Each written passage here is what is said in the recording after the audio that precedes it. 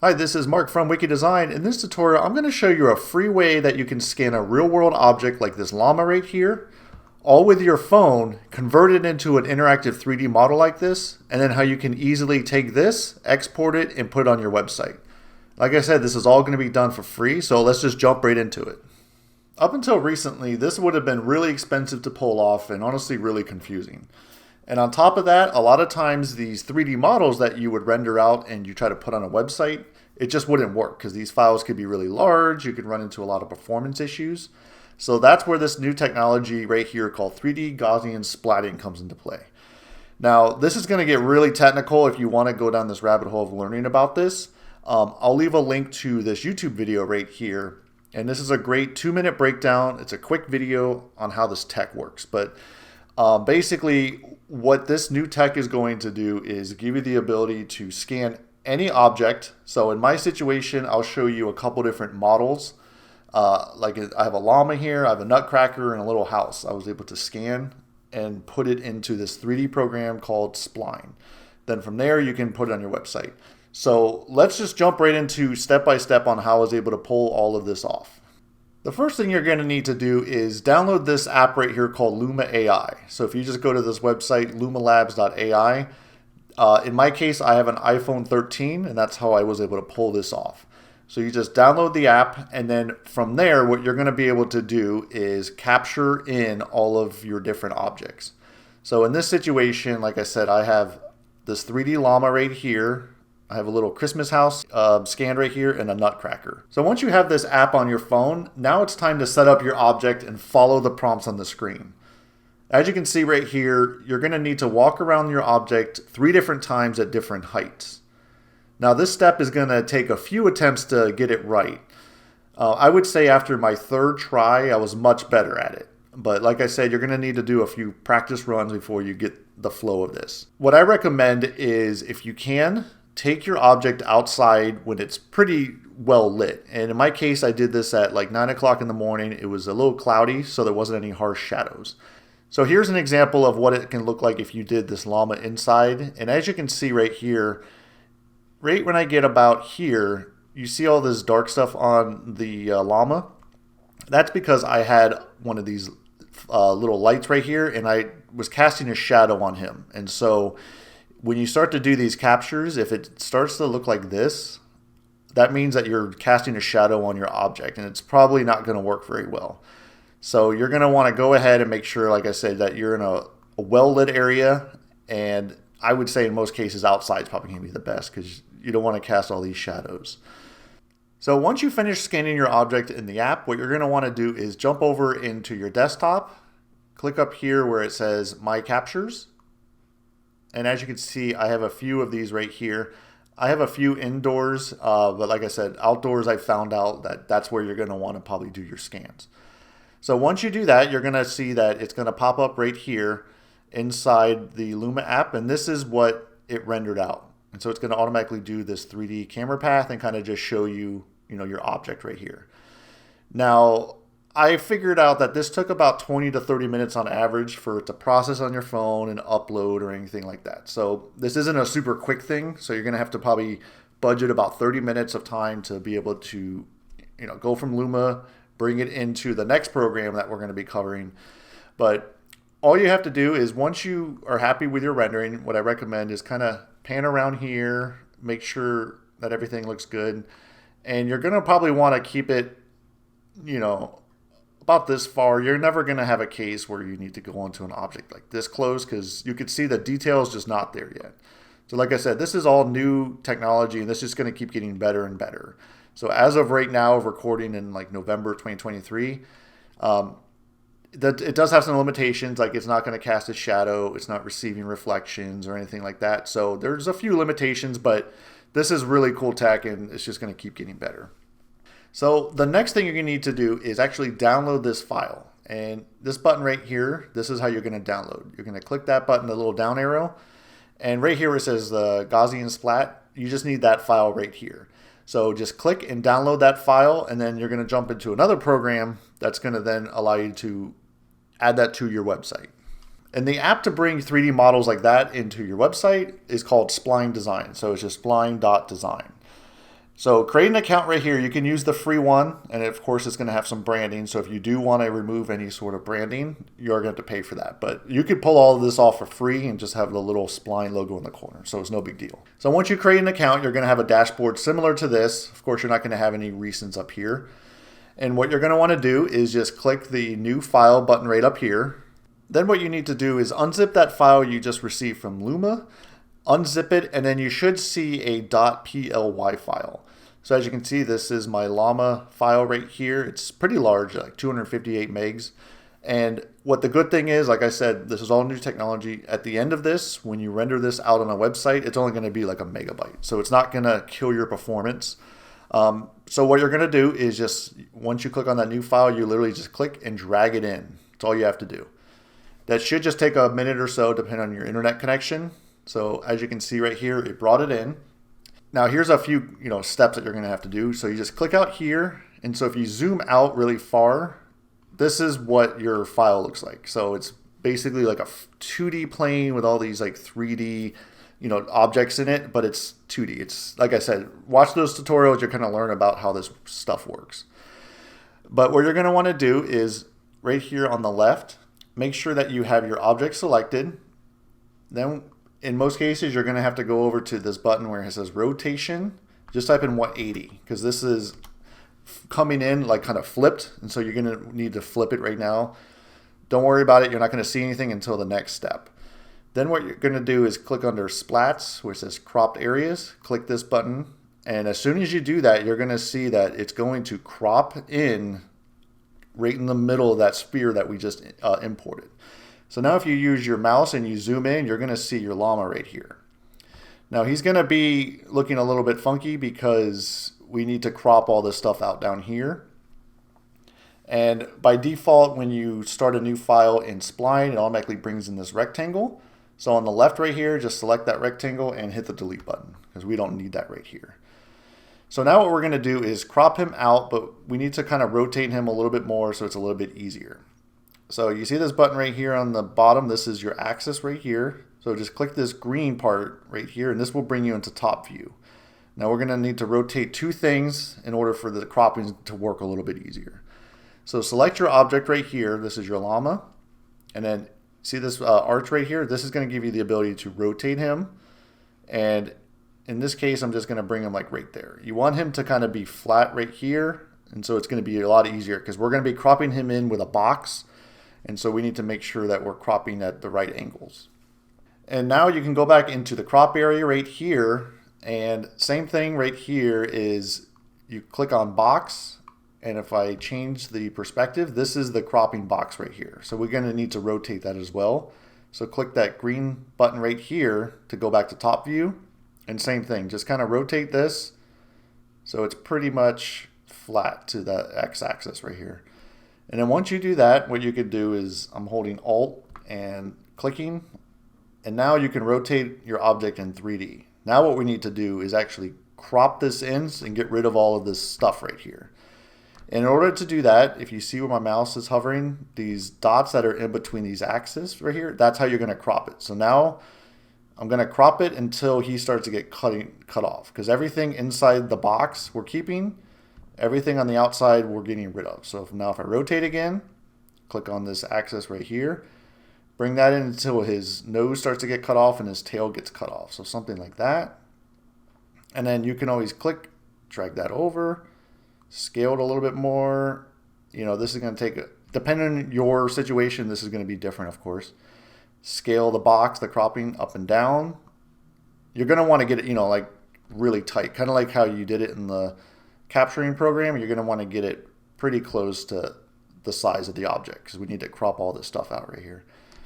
And then what I recommend is you see his feet right here, depending on how you have it scanned. What I learned is I was using a tablecloth here. And so you can see right here that part of it is kind of overflowing onto his foot. So this probably wasn't the best case. But what you can do is bring this box up, get rid of all of that black, and now he's just kind of have his feet like that. So it's not 100% perfect. What I do recommend is having him sit on a platform instead of like a cloth, something that's flat, because it will make it a little bit easier to crop. And then once you're happy with the way it's cropped, you can just click this button apply cropping, and now it's going to get rid of all of those splats out there. It's kind of what they call it. So all of those random things are going to be cut out. So as you can see right here, his feet might look a little bit wonky, but what you can do is add a floor. So if you click this button right here where it says rectangle, you can just click and drag that, and now you have a floor that he can sit on. So now you can move it down so it's a little more flush. So you can do something like that, you know, something along those lines. It's not going to be perfect. Anytime that the mesh is hitting to another mesh, you might run into these little weird things like this. Right now it's just kind of like a limitation on this technology. So here's one cool little trick that you can do is you can exclude certain areas to be cropped. So let's say in this situation, you see this little black smudge down here. This is probably from that tablecloth. So that's why I said maybe put him on a flat surface rather than on a tablecloth. So what you can do is you can exclude the crop. So kind of the opposite of what we just did. So if we go in, you can select the llama and you can crop area. You can click that button right there. So they give you two options. They give you box or sphere. So as you can see, if I go to sphere, you can click exclude. And what this is going to do is do the opposite effect. So as you can see, you can kind of move your sphere around until you get that spot out of there. So you can kind of, let me move it over here. So if I go over here, that's where that black smudge was. You can move that and you can see right here that that's gone. So you can kind of play around with the height right here. So it's right around there. So you can see right there, I was able to get that little black smudge out of there just by excluding a crop. And then you're just gonna want to click apply. And that's really about it. Now what you can do is you can change the color of this floor right here. So I have it as just like gray.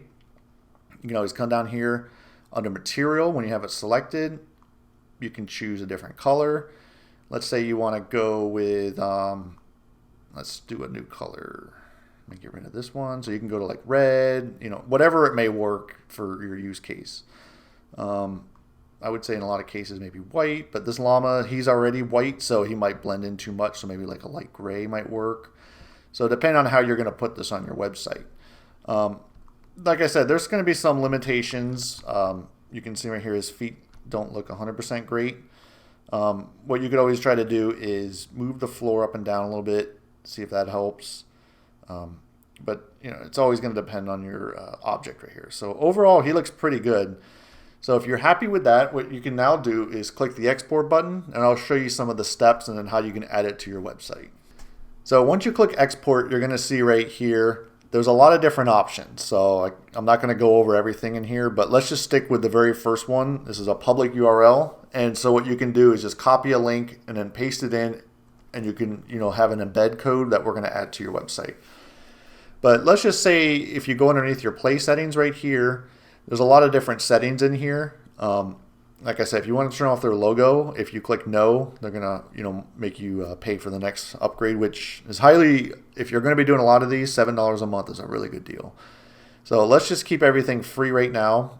And you can see right here, they have the background color. You can show and hide, page scroll. Let's turn that off.